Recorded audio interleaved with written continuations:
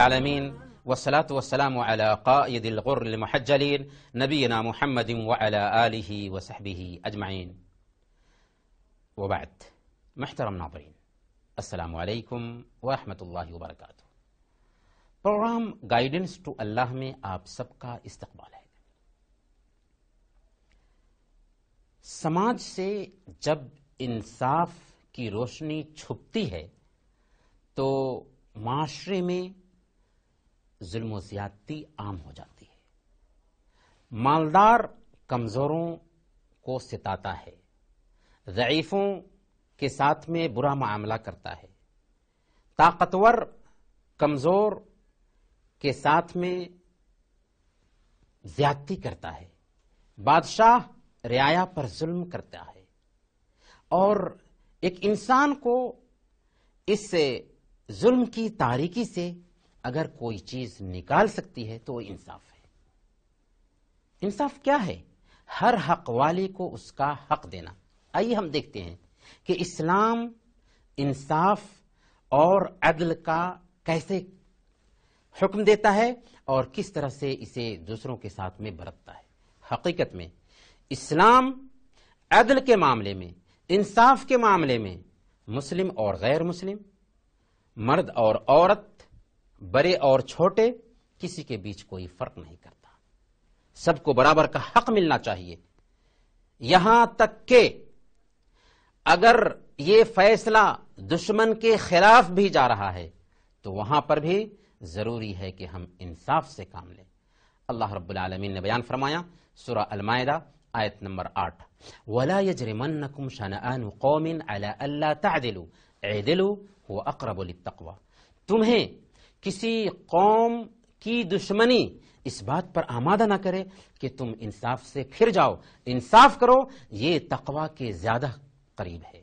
چنانچہ صحیح مسلم کی روایت ہے کہ جو لوگ انصاف کرتے ہیں ان کو کیا بشارت ملتی ہے؟ اللہ کے نبی صلی اللہ علیہ وسلم بیان فرماتے ہیں المقسطین عند اللہ علی منابر من نور، انصاف کرنے والے اللہ کے پاس نور کے ممبروں پر ہوں گے۔ صحیح بخاری اور مسلم کی روایت ہے اللہ کے نبی صلی اللہ علیہ وسلم کے زمانے میں ایک عورت نے جو قبیلہ بنو مخزوم کی تھی چوری کی۔ اسلام میں چور کی سزا ہے ہاتھ کاٹا جانا۔ بنو مخزوم کے لوگوں نے حضرت اسامہ رضی اللہ تعالی عنہ کو بھیجا اللہ کے نبی صلی اللہ علیہ وسلم کے پاس تاکہ اس کے اندر کوئی تخفیف کی جا سکے۔ اللہ کے نبی صلی اللہ علیہ وسلم نے کہا تم سے پہلے لوگ اسی وجہ سے برباد ہوئے کہ ان کے شریف لوگ چوری کرتے تھے، کوئی جرم کرتے تھے تو ان کے اوپر حد نہیں جاری کیا جاتا تھا، اور کوئی کمزور جرم کرتا تو اس کے اوپر حد جاری کیا جاتا تھا۔ محترم ناظرین، ہماری بات جاری رہے گی لیکن ایک چھوٹے سے بریک کے بعد۔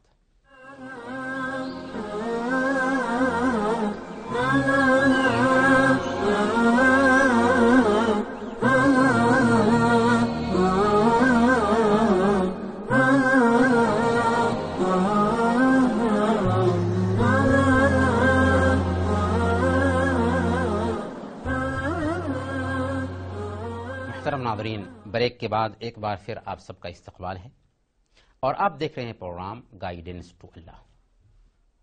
جب سماج میں انصاف عام ہوتا ہے تو سماج میں سکون پھیلتا ہے، سماج امن و امان کا گہوارہ بن جاتا ہے۔ اسی لیے روم کے بادشاہ قیصر نے ایک مرتبہ امیر المؤمنین عمر فاروق رضی اللہ تعالی عنہ کے پاس اپنا ایک قاصد بھیجا۔ وہ مدینہ آیا تو لوگوں سے پوچھا کہ تمہارا بادشاہ کدھر ہے؟ لوگوں نے کہا کہ ہمارے پاس کوئی بادشاہ نہیں، ہمارے پاس تو امیر ہے۔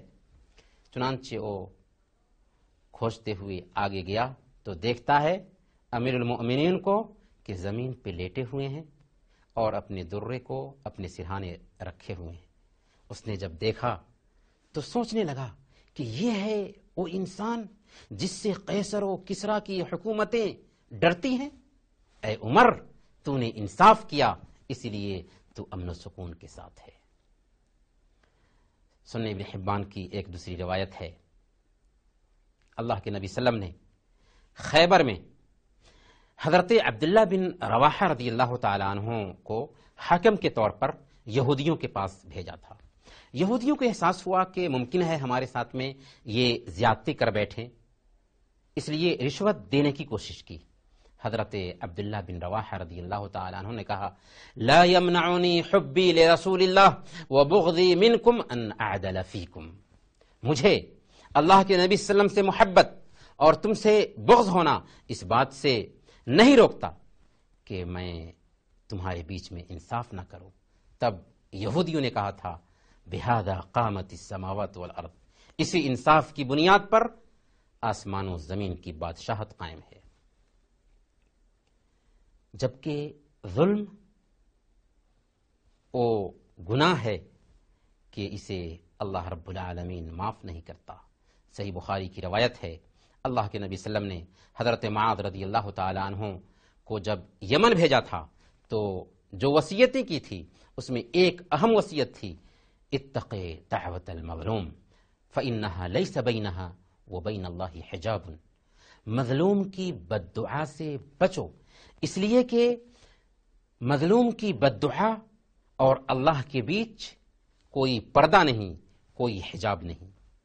یہی وجہ ہے کہ سنن ترمذی کی روایت کے مطابق اللہ کے نبی صلی اللہ علیہ وسلم نے بیان فرمایا کہ مظلوم کی بد دعا آسمان پر چڑھتی ہے، اللہ رب العالمین اس کے لیے دروازے کو، آسمان کے دروازے کو کھول دیتا ہے، اور اللہ رب العالمین فرماتا ہے وعزتی لانصرنک ولو بعد حین، میری عزت و جلال کی قسم ہم ضرور تمہاری مدد کریں گے اگرچہ کچھ دیر بعد ہی کیوں نہ ہو۔ میرے بھائیو، انصاف کے واقعات اگر ہم بیان کرنا شروع کریں تو ایسے سینکڑوں واقعات بیان کیے جا سکتے ہیں، لیکن خلاصہ یہ سمجھیں کہ اسلام ہمیں دوسروں کے ساتھ انصاف کرنے کا حکم دیتا ہے، اسی طرح اسلام ہمیں اللہ رب العالمین کے ساتھ بھی انصاف کرنے کا حکم دیتا ہے کہ اس کے احکام میں کوتاہی نہ ہو۔ اسی طرح اللہ رب العالمین ہمیں اپنے نفس کے ساتھ بھی انصاف کرنے کا حکم دیتا ہے کہ نفس پہ بھی ہم ظلم نہ کریں۔ اللہ تعالیٰ سے دعا ہے کہ اللہ تعالیٰ ہم سب کو انصاف کرنے کی توفیق عطا فرمائے۔ وصلی اللہ علی نبینا محمد وعلی آلہ وصحبہ اجمعین۔